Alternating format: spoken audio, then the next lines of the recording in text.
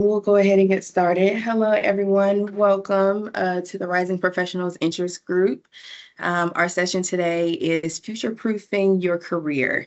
I'm one of your moderators, Monet Freeman. I'm your vice chair. We also have with us our chair, Jessica. So before we get started, I'll go ahead.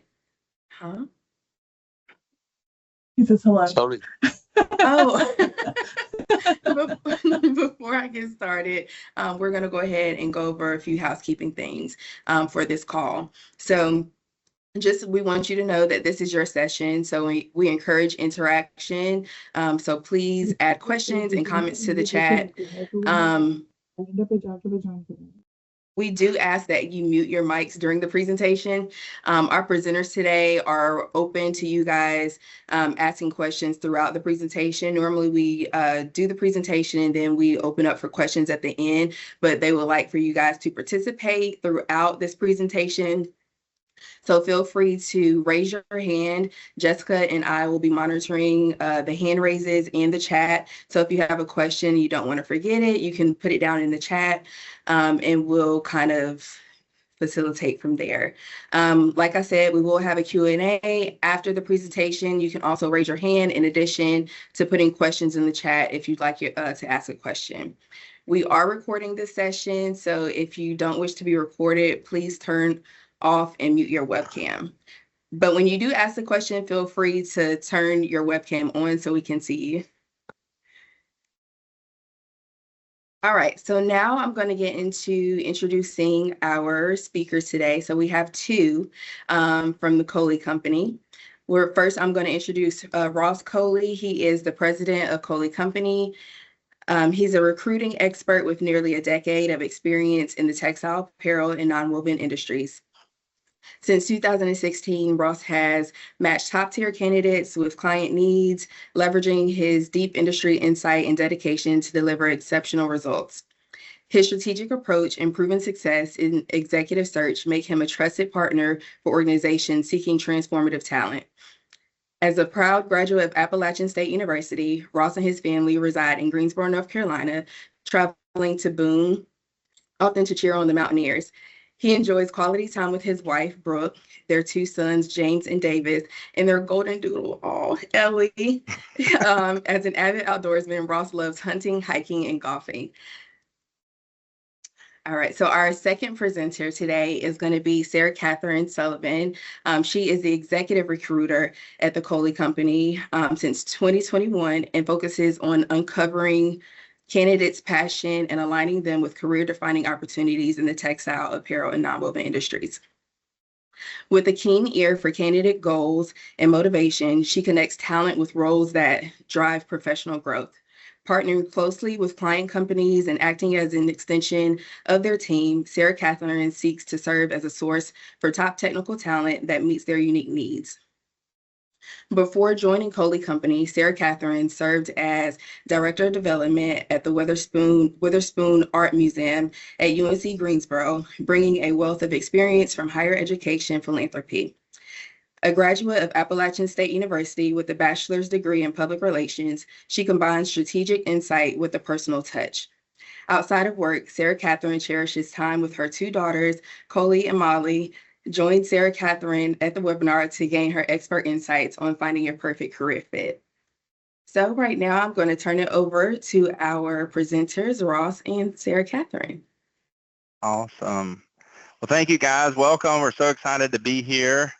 Thank you, Jessica and Monet and AATCC for having us. It's really an honor to be here. And I'll add a little bit to what Monet was saying about our company. You know, all we do is work with companies in the textile, apparel, nonwoven space. And the unique thing about this kind of situation is our goal is to help you with career, future-proofing your career. And we'll talk a little bit about that today. But we understand the business that you're in or hoping to be in, depending on your situation if you're a student. And hopefully it can help tie those together for you to be more successful long-term in the industry. So I know, Sarah Kathryn, you want to add to that a little bit?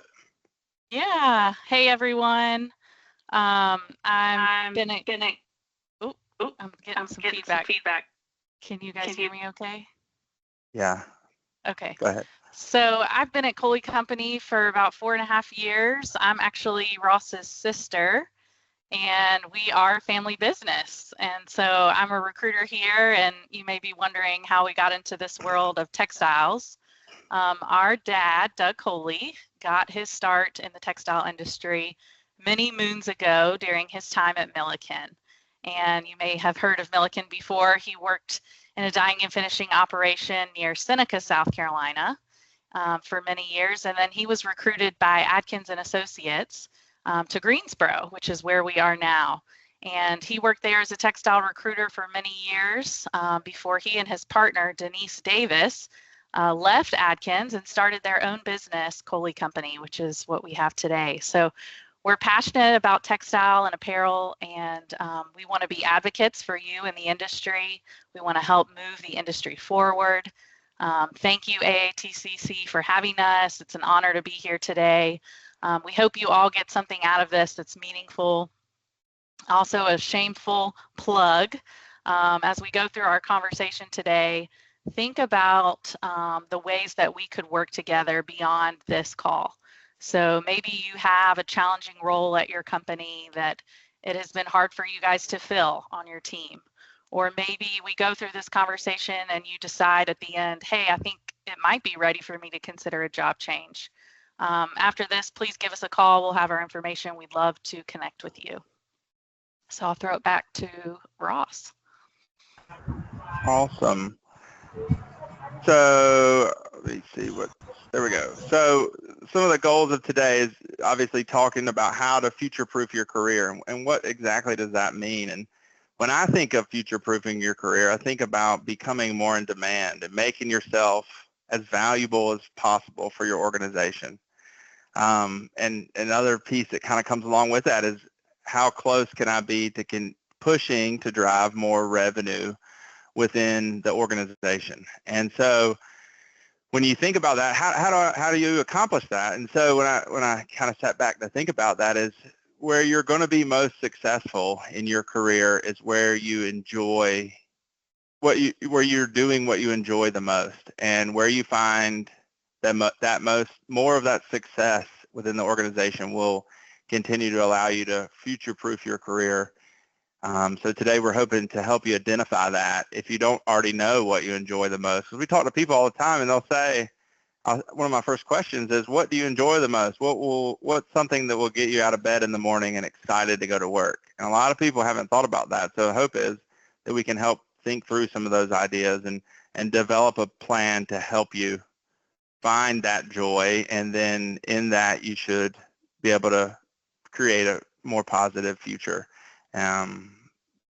within your organization. So, Sarah Kathryn, if you want to, we can go to the next slide here. Sarah Kathryn can take it from here. Yeah. Okay, so we're going to do an exercise, a little workshop, if you will. I want everybody to get out a piece of paper. Find a piece of paper, find a pen, take a minute and draw a line down the center of your paper, vertically, dividing it into two sides. And on the right side of the paper, I want you to list out things that you enjoy about your current job. Things that you do really well, things that are easy for you, things that you are good at. So it might be you love the people you work with. It might be you love your day-to-day work environment, culture. It might be some of the successes you've had since you've been at your current company. It could be your product. You love what you are producing at your company, or a process that you love. It could be that you love being hands-on, you love mentoring, you love working on the floor. Whatever it is that you're doing that you like, write this on the right side of this piece of paper. I'll give you guys a second to do that.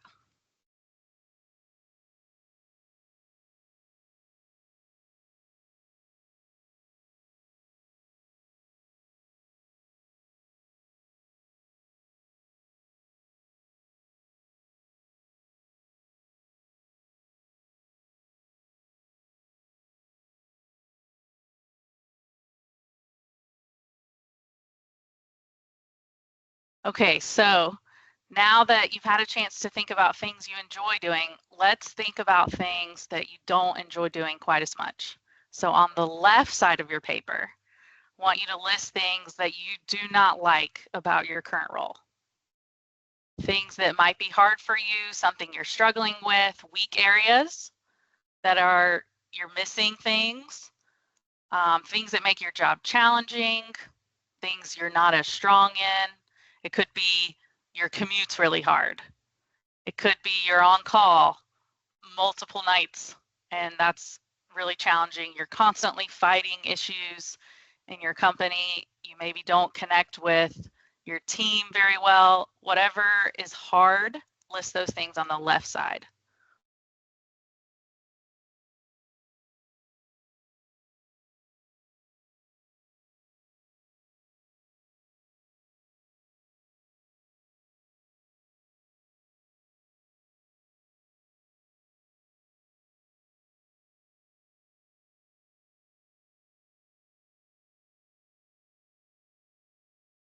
Okay, now turn that piece of paper over, and on the back, I want you to pretend if you had a magic wand, what would you change about your current job?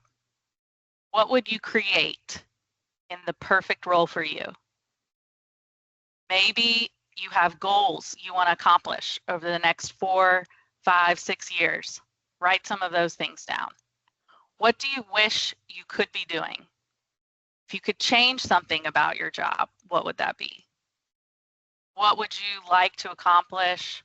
Could be learn more. An example could be learn more about profit and loss side of our business. Get management experience. Could be increased compensation. Write those goals on the back side. Let's take a minute to do that.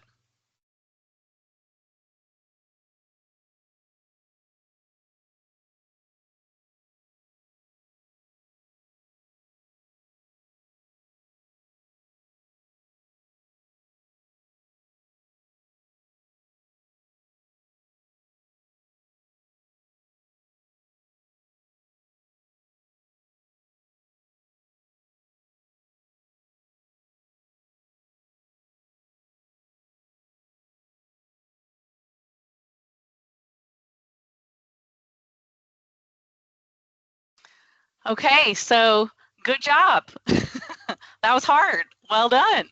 I think this is a good exercise to do and to really spend some time assessing your current role and what your goals are.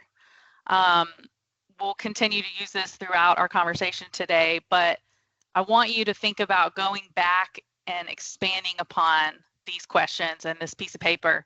Talk with your friends, talk with other people at your company, talk with your spouse, and grow this list. And it will help you kind of point back to this idea of future-proofing your career, making sure you're doing what you love and doing the things that you're best at. And if you're not doing that, then let's try to move into the direction to do those things. So we'll talk about that more, but just want to open the floor up. And Monet, sorry we didn't really talk about this, but does anybody want to share anything that they wrote down? If you're working with somebody, it could be your company that's here, it might be a little awkward, so you could make something up. But is there anything that you thought of here that maybe you didn't think of before? Something you want to share? Maybe Ross can jump into with some ideas. I just want to give people the chance to share if they'd like to discuss it. Like some positives on the right side, you mean? Yeah, positives, something you're really good at that you hadn't thought about before, or a weak area or a goal. Oh, yeah. Well, I can start. For my company, I was in a all-day training yesterday, but I appreciate that they are willing to bring people in for training for the labs, just to make sure that we know how to interpret data. So that's something that I appreciate from them, making sure that we can talk to our customers about results, just growth in that area. Awesome. We have a comment in the chat. Janelle, I would like a job where I can earn more when I perform well instead of a fixed salary only. Awesome. That's a good goal. Yeah. I'd like something where I can use my brain more. uh, for my own personal thing, but I'm working towards my next job within Gore now, so I'm going to be using my brain more. That's great. Awesome. Okay, good. Well, this is a good exercise. Ross, I'm going to kick it back to you, and you can tell us more about what to do with this now. Can we go to the next slide? And then, so I think this is like, use this like a roadmap, and you got to not constantly, but once or twice a year, try to think this through and have these targets ahead of you. If you're not working towards that goal, it's difficult, right? It's difficult to keep pushing yourself. And I think that's how you continue to future-proof your career. But in our opinion, the best way to achieve these goals is to do this in your current company. And this next piece is how do you kind of develop that plan and roll that out to your company or present that to your boss. And just like Jessica said, is she's working towards that next goal within Gore. And Gore's a great company like that tries to promote internally people's goals, right? To move people around internally so you can keep progressing and achieving those goals. So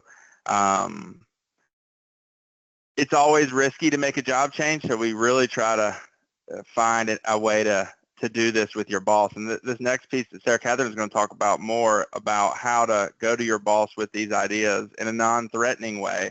Because a lot of people we talk to, they don't have a way to, they don't feel comfortable doing that. And so this next piece that we want to talk about is how to kind of approach that with your boss and not make it intimidating or put pressure on them.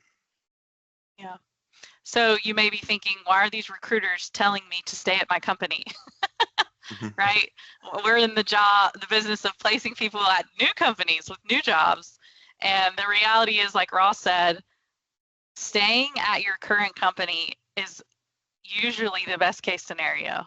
You know, you want to stay and grow at your current company as long as you can until you've gotten so many roadblocks that you know, hey, it is time to leave. I have moved up as much as I can. I'm not going to be able to get around this. And so we want to talk through how to talk about that with your boss so that you can find out, is there still room to grow here? Is there still room to accomplish my goals here? You know, I want to keep moving forward at my current company. So you have all these goals that you just wrote down and things that you're thinking about, maybe that you didn't write down, or, you know, maybe family goals too that can go into this as well. Personal goals that aren't really part of your career goals, but have a huge impact there. So think about how to have and to start an open and honest conversation with your boss to talk through some of these things. The best way to talk through your goals with your boss is when you're having a performance review, right? But maybe you just had one and you're thinking, man, I just had that last month and I've got to talk about this again. It's going to be hard to schedule this type of conversation. So if it's not time for a performance review, what you want to do is schedule a meeting with your boss, your supervisor. And it really depends on the type of relationship that you have with them. Maybe you can easily tack this conversation onto an already existing meeting. If not, you want to say, hey, let's pretend, you know, Bob's my boss. Bob, I want to meet with you to talk about my goals and how I can be more successful in my current job. And the way you present this idea, even if you're going to talk with them and to share some really hard things that are concerns that you have, you want to request this meeting and it be very positive, because you're going to them and saying, I want to be better. I want to do more. I want to grow more, right? So all of that is really positive. So you want it to be as positive and non-threatening as you can when you start to have this conversation with your boss. So the first thing you want to do when you get into that meeting is share your appreciation to them. Say, Bob, you have done so much for me in this job, and I'm really grateful for all you do. And you've taught me so much, and I really enjoy being here. And share some of the things on the right side of that paper that you wrote down. So talk about, I love doing, being one-on-one with customers, or I love learning more about product development, or whatever it is that you love that you wrote down on the right side of your paper. Rephrase that to him and or her, and tell them how much you love those parts of your job. Then you want to move into, I really would like to explore X, or I would really like to accomplish a role where I can earn more money, like that example the person wrote in the chat, or like Jessica shared, I really want to use my brain in a different way. And ask, can you help me think through different ways that I could do that? And kind of leave that open-ended. See what their response is. And then whatever they say, if it's positive and yes, you want to try to get a timeline on that, right? So if it's a promotion to make more money, ask, can you see that happening for me in the next 6 months? You know, put a random time on it. And that's going to help you figure out, is this real or not, right? Am I really going to be able to make more money here? Am I going to be able to use my brain in a different way and learn more about a completely different side of our business? And so putting that timeline on it, oftentimes people will have this conversation and it'll just kind of hang out there. And there won't be any sort of timeline or follow-up, and you leave and you're thinking, I don't know if that's really real or not. I don't know if what they said is going to come to fruition. So you want to really try to put a timeline on it and say, can you see this happening for me here in the next XYZ time? So usually they'll respond and, you know, it'll most of the time be really positive, right? And the most important thing that you can do after you have this conversation is to follow up, right? Send a follow-up email and say, Bob, thank you so much for your time. I'm really excited to do, and then rephrase whatever you discussed. And I will follow up with you on this and put a date in there. You know, it's important to make sure that you're staying on top of finding out, can I achieve my goals at my current company? And you want to do all you can to figure out if that can happen or not for you. So once you've kind of gone through that process, then, you know, give it some time, and then you really know, is it starting to unfold? Am I starting to see signs of being able to move into this promotion, move into this side of the business, have the opportunity to earn more money? And if it doesn't, then you may get to a place where you think, hey, it might be time for me to make a change. So Ross will, if you guys want to go to the next slide, Ross will kind of talk through how to know when it's time to leave. Yeah, so like we said, the goal is to stay where you are. I truly feel like that's the best for most situations if it can be worked out. But sometimes it's not, and sometimes someone finds themselves looking for a job where it's already too late. Hey, you're already out of the company. So you've got to take a look and start a job search, right? But starting with this list, even whenever if you're not employed, starting with this list is vital, because just looking for the sexy company, right, or the exciting company may not be the best thing. You've got to find a role that achieves or could possibly achieve your goals and help you grow your career and obviously employ you so you can pay for your expenses, right? That's the point. But I think there's a lot of ways to look at that next role. And some of the best ways to find a new position would be using your network. Use the people you've worked with in the past. And one way, if you do use LinkedIn, can be a really helpful tool here in helping you brainstorm who you've worked with in the past, right? People that maybe I haven't talked to Sally in 3-4 years, and they've left the company that I was just at or I'm at now, but it may be awkward at first, but even though you haven't talked to them in a few years, but reach back out to them, call them or send them a message on LinkedIn and let them know your situation. Let them know what you're hoping to do, hoping to achieve. And a lot of times those goals that you have can align with what the company's trying to achieve, especially if you're pursuing something like, oh, I can't go into the office anymore. I really want to be in a remote role.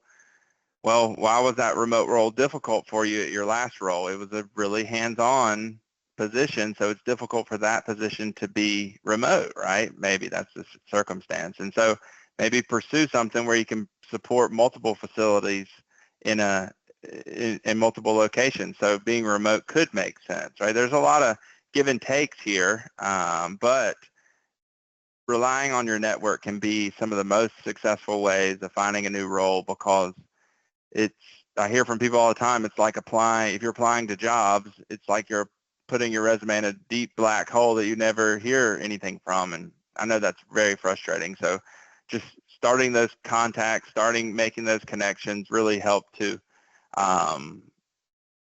pursue a new position.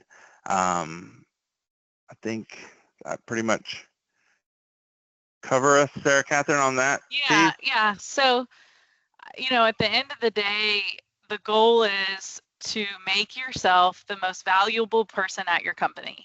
And we believe that when people are doing what they love, what they are good at, what they feel comes natural to them, they're going to be successful in a lot of ways across their entire company, and they are going to be in demand.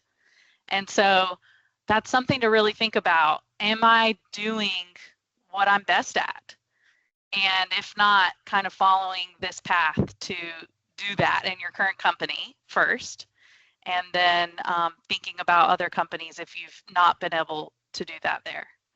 So, go ahead, Monet. So back to Ross's point about, resumes and things like that, and kind of feeling like they're going in that black hole.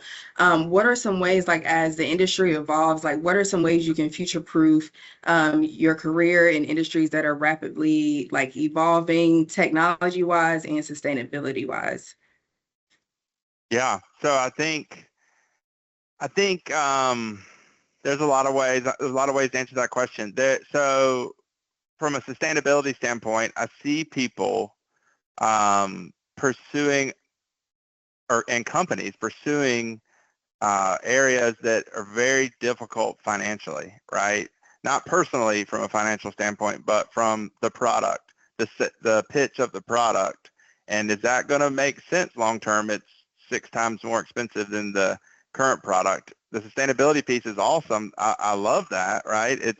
It's a huge win, but long term, that's a challenge. I think aligning those two pieces of a profitability standpoint for the organization and the product as you're considering a new role, does that make sense from a sustainability standpoint? Yeah, I'll add on to that too. Like, I think in today's world, applying to a job isn't enough, right? Yeah. Just putting in an application and thinking, okay, I've done it, that's not going to get you there. So you've got to, this kind of goes to your black hole piece, Monet. You've got to really think critically of who do you know at that company? Who do you know that knows people at that company? Use your LinkedIn network like Ross talked about earlier, and send emails, pick up the phone, call people, go to events around that area, do the awkward stuff that doesn't feel great. But introducing yourself and just, if there's a company you love that you feel like would be great and they don't have any job openings, reach out to an HR leader there, find their email, send them your resume, ask for an informational interview to learn about their company so that when they do have an opening, they can think of you. Yeah, and I think along the lines of those applying, one thing I think is really valuable, because it's not enough to just apply. But if you see a job that you truly are a really good fit for, you're not overqualified, you are qualified to do it, but you apply, but try to, when you apply online, it'll usually say who posted the job. That's often a person in an HR team. That person's reviewing hundreds of resumes probably. That isn't the person. You want to find the person with the pain that position will fill. So if they hire this role, the operations leader will have something off of his plate, right? Possibly, or her plate.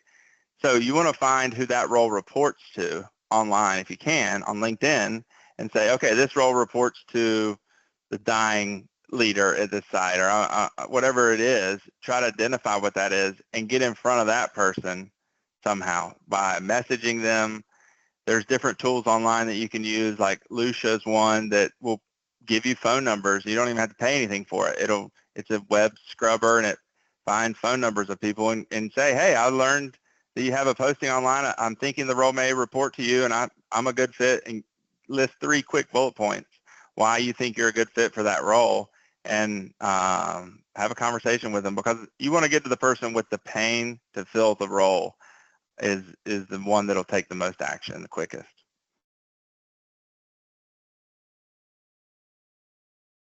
Also, if I can add, use your AATCC network. I mean, we're a network of associates who know quite a few people in this industry. Reach out, talk to fellow associates, and someone may know someone else. Yes. Awesome. Anybody else have any other questions that came up, or questions about their career, or what's the next best thing?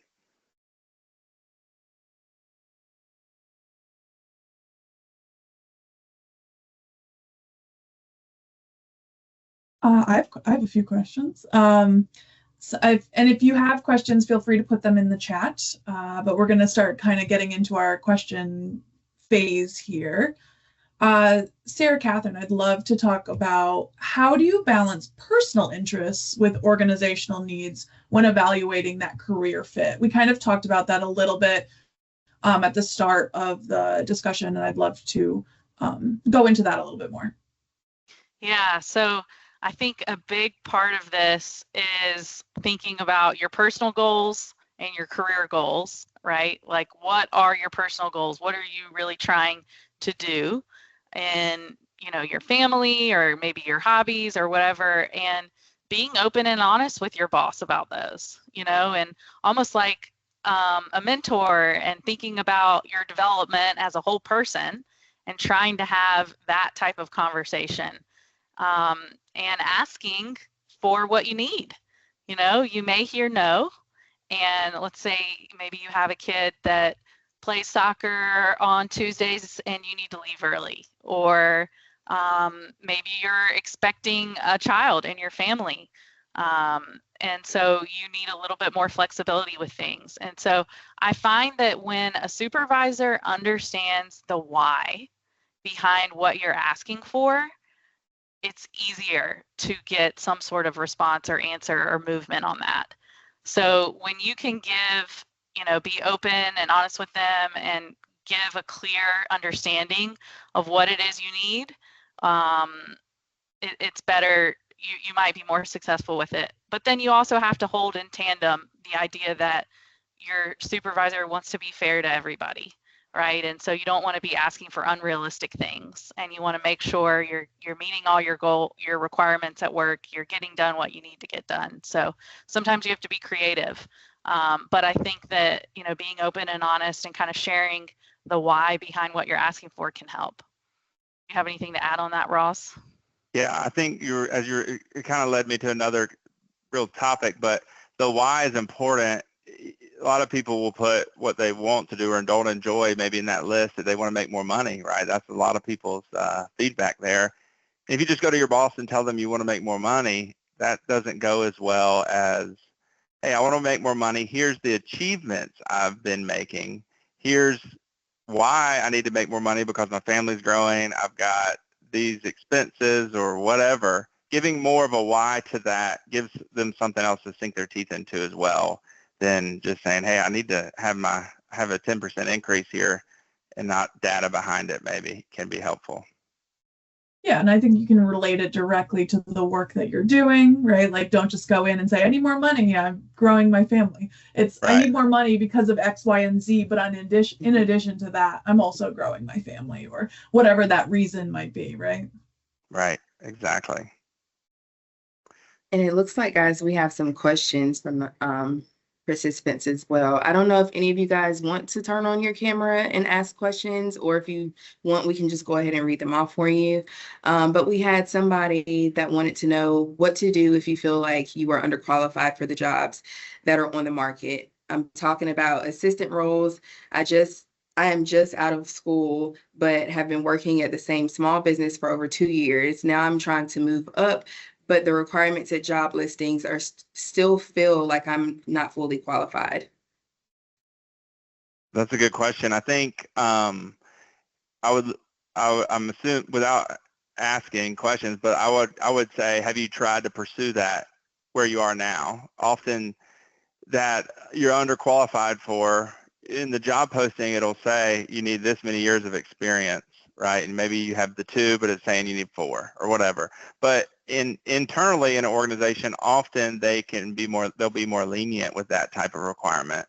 But if you pursue that, you feel like there's no other opportunities where you are today, then I would say trying to get around that gatekeeper in those situations. So you can see who posted it, but find out who maybe that assistant role would report to, and then get in front of them and explain to them, if you can, on a phone conversation or a quick LinkedIn message. You don't want that to be too long. You want to really try to be direct, but acknowledge the area that you feel like you're lacking in, if that's a big miss there on that job description, and then try to overcome it with, here's the reasons why, though I think I'm confident I will be successful in that role.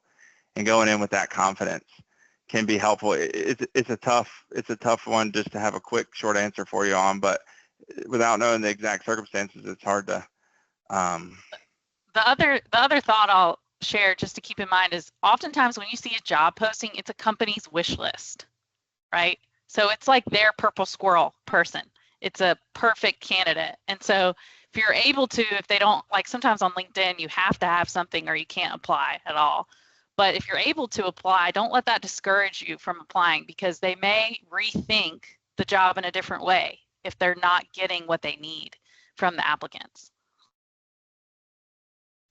We have another question, but I want to add one comment to that before I get into it. And I would say, even though you're working at a small business, I would talk to your leader, your boss at that small business, and if there's certain requirements in these job listings that you're seeing over and over again, see if you can do them within your current role, or look for that opportunity, like Sarah, Kathryn, and Ross have been saying. And then you gain that experience, even though you're still with that small company, and maybe there's not a financial reward for taking on those additional responsibilities, you're still getting a positive in another way. Clyde is asking, do you feel there are certain niches within textiles that offer better long-term stability, like working on a specific type of machinery or a certain type of role? That's a good one. Yeah, because our industry is plagued with closures and things, obviously, right? We've all heard that through the years and generations in our industry.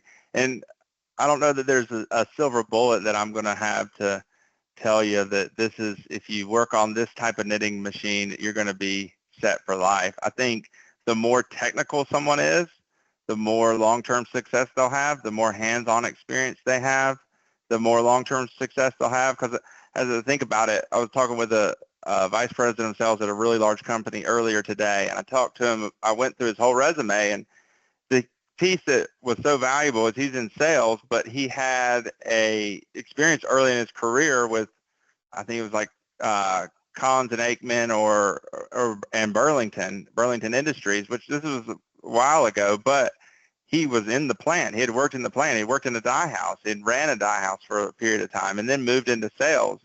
And being able to bring that experience into sales is humongous, because if you think about sales and operations at a lot of textile companies, there's a push and a pull between sales and operations. Operations wants to make the same thing all day, every day, one product. That'd be ideal, where they don't have to change anything. Sales wants to be able to sell anything under the moon that they can possibly think of, and you can't do either one of those, right? There's an in-between, but they're always trying to do one of those two. And so the more a salesperson has experience in operations, the better he's going to be able to relate to whatever problem that operations has, and come to get the group together and find that middle ground. I don't know if that helps you, but yeah. Also, I think sometimes when people are early in their career, especially like where we are in the world, a lot of times we're not as excited about like an on-site role, right? That's hard sometimes, you know. I would try to challenge people to think about taking jobs where you, like Ross just said, where you can be really hands-on and you can, especially early in your career, and you can learn as much as you can hands-on, maybe while you're younger. And then that will allow you to have a lot more flexibility as you grow, because you have that time to really build a foundation being hands-on, no matter what side of the textile industry you're in. I think that can be applied. Okay, oh, we're getting questions coming in. So our next question, do you have any particular suggestions for the students to become more focused while they are doing jobs, as they tend to switch their jobs within a very short span of time? So say that again. Do you have any particular suggestions for the students to become more focused while they are doing jobs, as they tend to switch their jobs within a very short span of time? Yeah, I think what that question is talking about is you see that younger professionals have, 1-2 year job stints and over, and that's a challenge for a lot of companies. We hear that from companies a lot, and there's two sides of that coin. The reality is that's the way most individuals are. A lot of young professionals feel like they're missing out on something else. It's not that they're unhappy maybe in their role, but they're missing out on another opportunity. They want to experience this other piece. And so I think the more you can focus on the role you're moving to and try to identify if it's going to be a good fit or not, the better long-term success you'll have in avoiding that hurdle, because I think it will come back to haunt you. If you have that happen on a resume 4 and 5 times over and over again, the next employer often, especially in the textile business, will say, is this going to be another 2-year opportunity for you? If you find yourself already in that situation, I would recommend really addressing that up front as soon as you can in the interview process with the company. If you're working with a recruiter, hopefully they can help you to do that, but sometimes you're not. And so I would challenge you to just state the obvious. State the obvious of, hey, you can look at my resume and you may think I've had a lot of job changes, and try to explain that as best you can and be transparent. But also talking positively is the best. Trying to deal with that problem. It looks like the person that asked this question is a professor. And so I would encourage you to share some of what we talked about today with your students, right? Like I feel like oftentimes people are in a job and something happens and they're not liking it anymore and they want to make a change, or they realize I'm not going to be able to meet my goals here, or they're not moving up fast enough, but they don't sit down and have this open and honest conversation with their boss. And so they don't really know what else is out there at their current company because they haven't had that hard conversation. And so if you can equip your students with how to navigate that in their role when they're unhappy to make it work, maybe they can stay somewhere longer. I think a lot of it is. Yeah, go ahead. Okay, here in Bangladesh, the situation is slightly different than in USA. The students, as when I was a student, I was very eager to get a job very fast within the third or fourth year. Third year, I was preparing myself. So the students are the same here, and the job field is very competitive down here in Bangladesh, because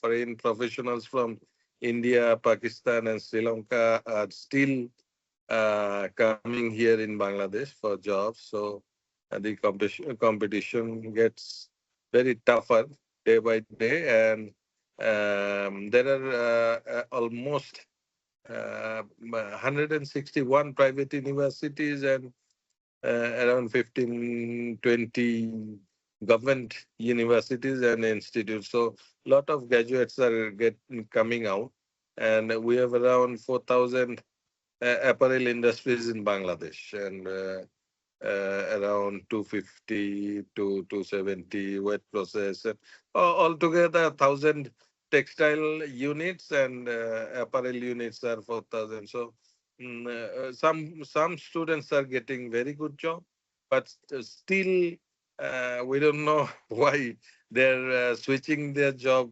within, say, 3 months, 4 months, 5 months, 6 months, Wow. before they're getting the proper training or getting the full skill. They're switching for a few thousand or few $100s.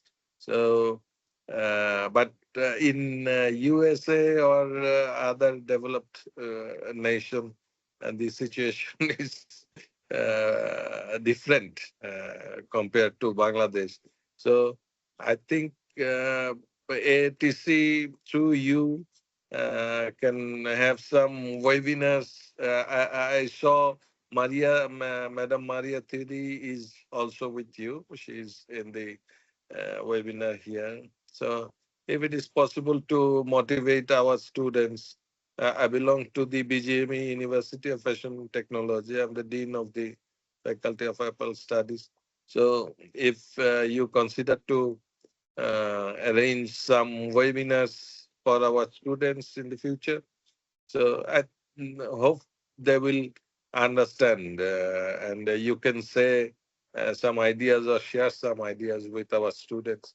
So at least these students might change their mindset to stay in the units at least for an year or two and learn the entire processes. So without learning the entire process, if they switch to another factory, they are not ready to give the proper outcome to the managing director of the factory at that time. So Yeah, that's I difficult. don't That's know. difficult because they don't have a lot of Yeah, opportunity no, to learn in that organization. exactly. I understand. I'm not sure of the exact situation there, but there sounds like we need It to is do good, some but research the to students identify are the problem. suffering. Yeah, yeah. Also, It is good here. The payment is very good, but still the switch ratio is higher. They're yeah. switching. One, And one, what happens?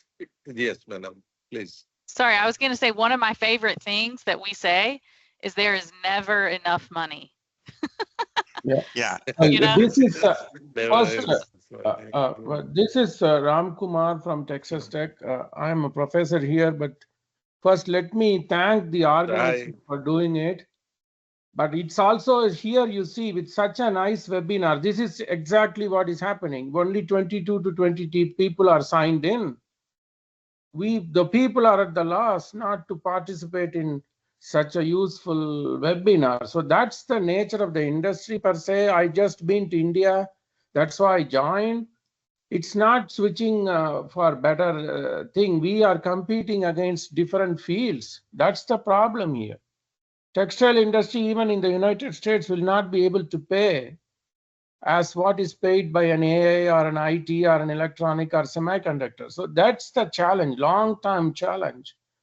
And I think AATCC should take that. Advanced Textile organization is looking at this, and they are doing a webinar as we speak today, and they are having a focus group. So that's the inherent nature of the industry.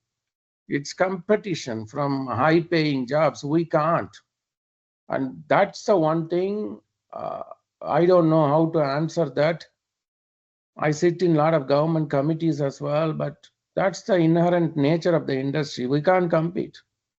That's clear. You see, I'm a little bit disappointed to have only 22 to 23 people signed in for this. Yeah, I mean, I think we're talking about two different issues here, right? We have students who are jumping early, chasing money, and then we have we're losing students of textile degrees to other industries, right? So I think there's a lot going on globally. I think we need to, I also teach, so I figured I'd jump in.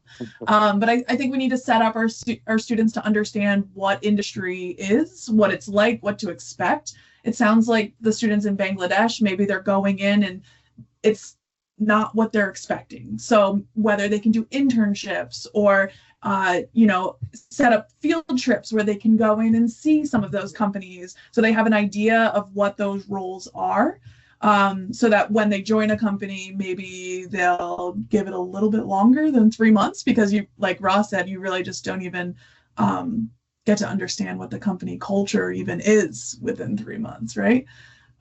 So yeah, I think we have a multitude of issues going on here globally, and each region is probably completely different than the next.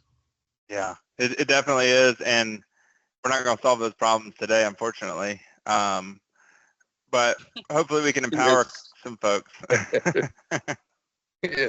For Jessica, Madam Jessica, for your information, we have a very good internship strategies in Bangladesh. All the students go to the industry for 56 days, 8 weeks internship. The internship is very good here down here. Okay. The setup is excellent.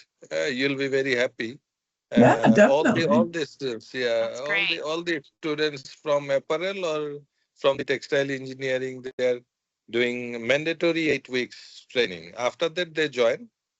They can switch to different streams from textile to apparel or apparel to textile or other areas, marketing and maybe. So the internship is very good here, and Yeah, the that's not your students issue. go, yeah, students go to the factories every now and then. All the students in each semester. There are eight batches in 8 semester. All the students go for industrial training, so they are learning better than before. If we see 20 years back, 30 years back, the scenario is changed. Students are getting hands-on experiences, and there is opportunity. Only problem is they don't stay longer. Before learning the entire process, they switch to another factories. The opportunity is still there, but if the students switch like this, maybe they're creating a problem for the future students, because the entrepreneurs will be like yourself. The entrepreneurs will be not willing to take all the students when they need. They will look for Right. another option. That's the case. Thank you. Thank you No, for yeah, giving me the opportunity. Thank you very much. I think you nailed it there, that they might not start hiring those students again if they're leaving so soon, right? I'm going to jump to our next question. What is the job situation in the textile sector? Is there enthusiasm in hiring? Yeah, I mean, if not, we would have a hard time staying in business. We find a lot of enthusiasm.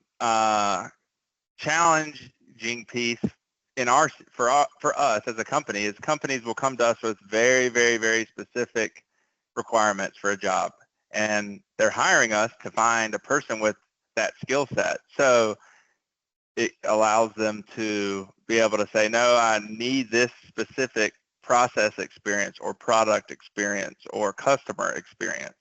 And so that makes it a challenge, but I think as an industry, flexibility on someone living in different locations gives them a lot more flexibility in finding a new job.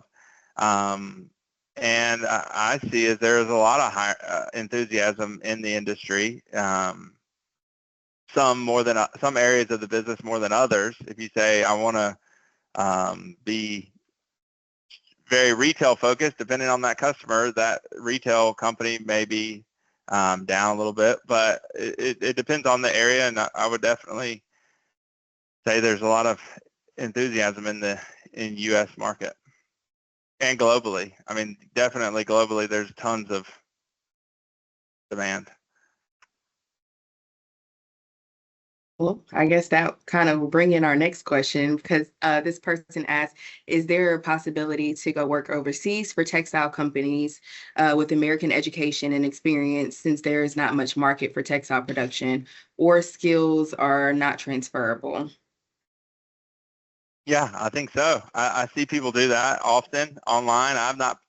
We've placed people internationally, but often they're already in that country. But I think the challenge for the U.S. employee or candidate is the cost difference, right, of what you earn maybe the other company versus what you earn in the U.S. But it can often translate because the cost of living is very different than the U.S. So you got to weigh all those pieces. But I definitely, if that's something you want to do, you should pursue it.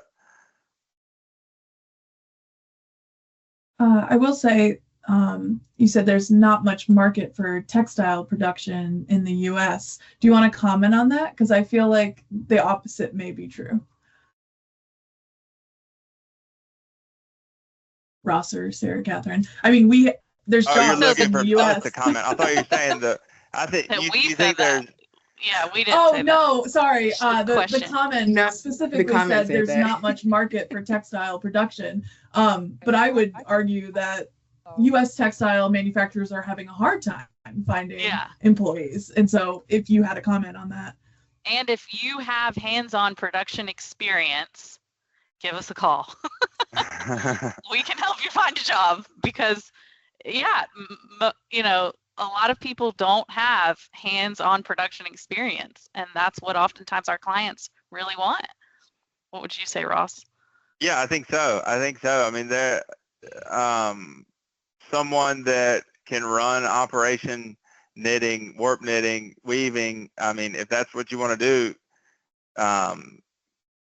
you can probably call about 6 or 8 companies that are doing that in the U.S. and say, hey, I want to come to work, and it's a matter of getting the compensation right?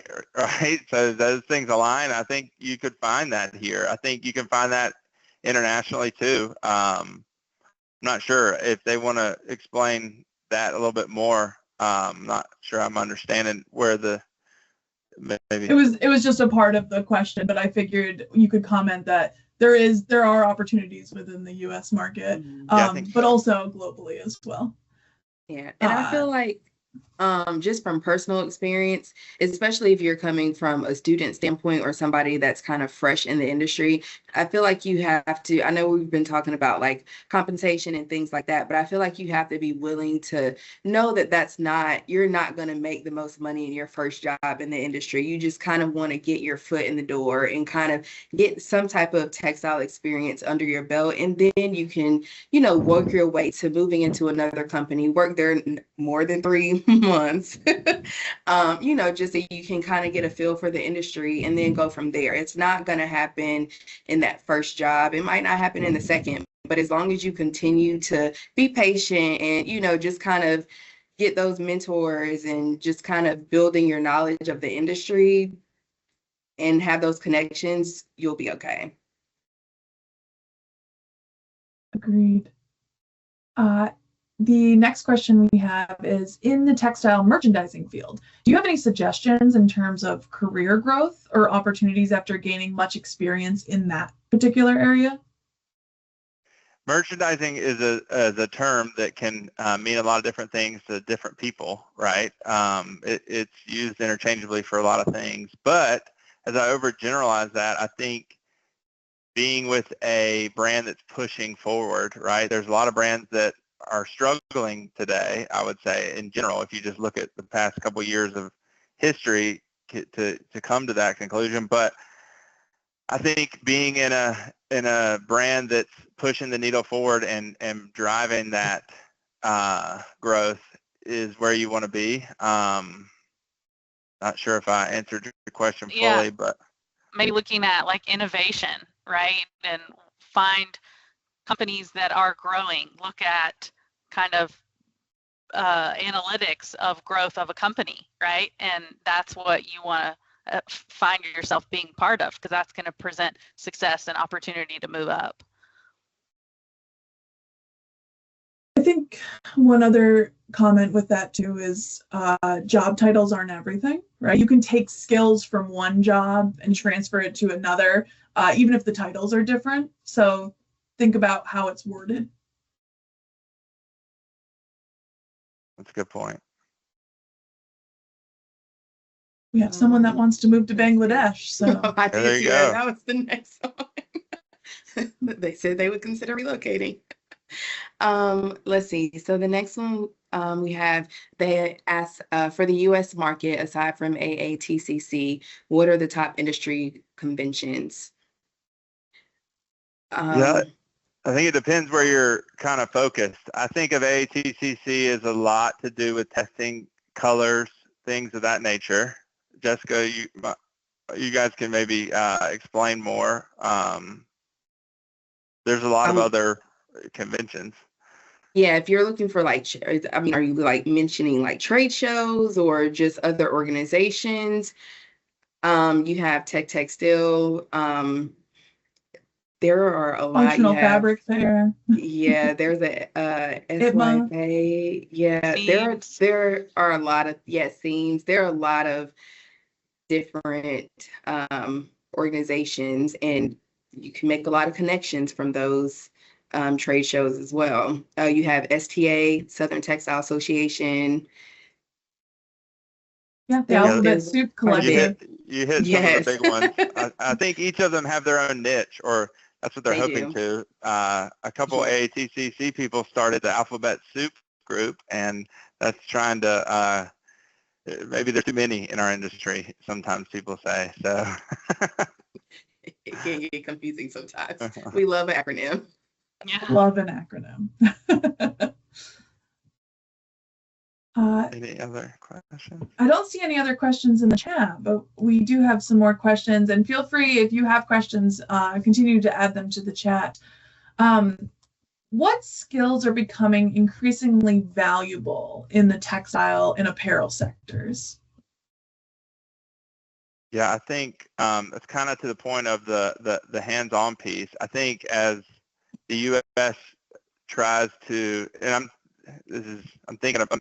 answering this question from a U.S. standpoint, so I'm sorry for the folks that aren't in the U.S. It's not helping them as much. But as the U.S. it tries to bring back more production here, possibly, I think that hands-on piece is becoming more important. And I think being able to incorporate technology into the textile space is becoming more vital as companies try to automate different processes.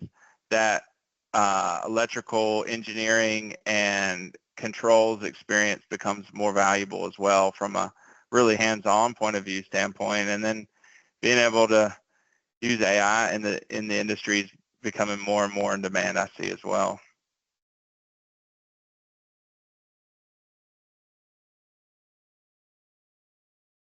Okay. Sorry guys, I had to unmute my mic. How do you personally define being the most valuable asset in your organization? Like, how would you define that? Yeah, I think being the most valuable person is someone that they would not want to lose, right? You are, you have a lot of knowledge of the company. You have a lot of knowledge of the process. You know a lot of different areas. You know a lot of different departments. You're very cross-functional. And so a lot of times, the more people you can get to know, the more people you can help, the more you can think outside the box of your job. Sometimes people think, oh, that's outside my job description. I'm not going to do that. But oftentimes, if you ask permission from somebody, you can learn a new skill and gain more friends, right? Like friends being more coworkers, more contacts, build more reasons why you're going to be valuable there. So I think a lot of it comes with having the right attitude and not being afraid to step outside your comfort zone to learn something new or help someone else. Seeing needs within your business, within your company, and thinking about how you can help solve some of those problems, even if they're not in your specific job description, will enable you to be valuable. But then also, like we talked about today, you doing what you truly love and what you're good at and being in that sweet spot will allow you to grow and be as successful as you can, which makes you valuable. Some great points. I'd love to go back to the topic that Clyde had brought up with professionals in technical roles like R&D or product development. How do they integrate leadership or business skills into their growth plan?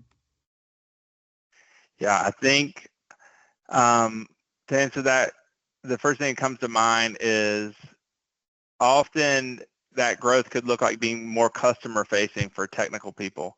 And that can be hard. Sometimes technical people don't want to be customer facing, right? They're intimidated to go out and carry on this big conversation. But the more you can open yourself up to that, I think the more successful you'll be, because the reality is the customer wants to talk to the more technical person a lot more than they want to talk to the salesperson, because you know the answers that they're looking for and you'll be able to answer that. And so when those two can be combined, that technical person that moves into a sales role can be very, very valuable to an organization, because you can see 2 and 3 steps down the road the answer that the customer is looking for, or already halfway have developed the product in your mind before you go to the lab to start trying to develop it, right? So you shorten that cycle in a huge way. Or you can quickly tell the customer, hey, sorry, but that's not realistic. And a salesperson might lead them along a little bit farther because they don't maybe know that it's not realistic to be able to develop this product that can do X, Y, and Z. But you can shortcut that a lot. And organizations that are able to grow a technical person into that type of role can be very valuable. Does that answer what you're looking for, Jen? Yeah, definitely. And I think along with that, if you haven't had that experience, like say you're going from technical to sales, like using that example, if you haven't had that experience being customer facing, come to AATCC events, go to the trade shows, use, those skills that maybe you're not as familiar with, and practice in a space that's not necessarily in your job where you can't maybe get those experiences. Use it in other networking opportunities to do the uncomfortable things. Right. And I think trying to help those sales folks, right, being a resource for them, because if they're not super technical, offering to be that resource, and eventually they'll bring you along on a trip maybe, and help them understand that you ask them to say, hey, what should I avoid saying in this situation, right? Is there anything that I should not go into, so that they're confident in bringing you to those conversations that something's crazy not going to hopefully happen, right? That can be the fear sometimes of a salesperson. Yeah, get some coaching yeah. before you go in front of the customer for the first time. You don't want to blow the $1 million deal, right? No. So yeah, fair. So for someone that's just now entering the field, like the textile industry, nonwoven industry, what is some advice you would have for them? Like they have no experience, maybe fresh out of school, or maybe they've only had one job in the industry. What is some advice you would give to them?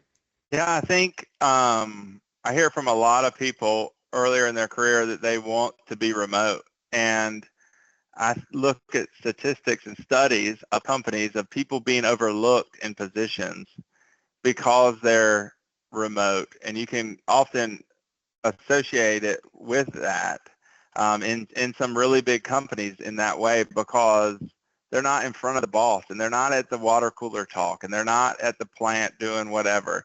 I think that really is a detriment to people early in their career when they're gaining that foundational knowledge. Being in the middle of everything you can be allowed to be involved with is really, really important at those beginning stages. And it doesn't sound like the most fun, and it's not the most sexy sometimes of jobs, but it will pay dividends for you in your career. Yeah, be willing to take the entry-level job that isn't thrilling to you, and do that for a little while, and you're going to be able to move up and do a lot more things. You're going to learn so much. Yeah. Yeah, I can agree with what you're saying, Sarah Kathryn. I've been there. Yeah. And I'm sure there's quite a few of us on the call that have gone through this, or maybe you're new to industry and are not aware of the steps that you could take. So reach out, get a mentor, look for someone that can help guide you, like in these conversations and opportunities. If you're feeling ready to move to the new company, you've done the things, you've talked to your boss, you've tried to find the opportunities, and you've reached the limit of what you can do within your current company, Are there particular steps that you would recommend for making a smooth transition to a new company or even a new career path? Yeah, I think of that as if somebody's already accepted a job. I'm thinking in that regard. I see a lot of times people really still wave the flag of allegiance to their company they're leaving, and they've already accepted a new job. They're going to leave, but it's like you're pulling them away. Like, hey, you got to break up with the girlfriend, your old girlfriend, and you're moving to the new one, or boyfriend, right? And it's sad. It's an emotional period for a lot of people, and I get it. It's very difficult, but you have to remember, hey, I'm turning the page to this new chapter, and I'm going to have to pull the Band-Aid off at some point. So what I encourage people to do is jump headfirst into the new company and help them see your commitment. Yeah, there's a period you're going to go through of resigning and giving your notice and making that transition, but make sure you're showing that enthusiasm, because that's how they think of you until you start, right? If you're like, oh, I need to give, a six-week notice and all those things, I understand that happens in certain situations, but you want to try to give the 2-week notice if that's what's normal in the country that you live, and hey, let's turn the page. We're moving to this new role, because if you gotta do it, because it's who you're going to be with next. Sets the stage for that next opportunity.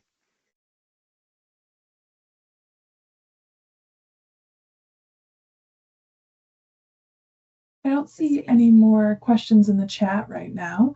Although I do see lots of people saying that they are adding you on LinkedIn and they are looking forward to keeping in touch. So we love networking. Yes, for Awesome. sure. This has been great. I think it's now. Oh, okay. I think that's great. I really appreciate the opportunity to speak with everybody. We're thankful to be a part of the organization, and if we can help anybody in any way, let us know. Even if it's not find a new job, we're happy to be a resource for you guys any way we can. Yeah, I think that would be great. Thank you so much. It was awesome meeting everybody, and hopefully we can connect and help you at some point in the future. Thank you. All right. Thank you very much. Thank you very much. Thank you, Ross. Thank you, Sarah. Thank you, Monette. Thank you, Jessica. Bye bye. I'll be in North Carolina on 9th, hopefully. Awesome. Hopefully, Okay. Yeah. All right. Well, before you go, we do have, we just wanted to make you guys aware of some upcoming membership events. We have Chemical Applications Interest Group Meeting, Innovations in Textile Biomaterials. That's happening December 15th, 2025. And then we also have Inspired Innovations in Textile Printing Conference at the State View Hotel in Raleigh, North Carolina, happening November 5th through 6th. As well as Coloration Conference happening at the State View Hotel in Raleigh, North Carolina in February 24th through 25th of 2026. So hopefully we get to see you guys there. If you have any more questions about AATCC, please be sure to contact the staff, and you have their information down here on the screen. Thank you for joining us today. Thank you all. This was really great. Bye, everyone. Thank you, guys. Thank you.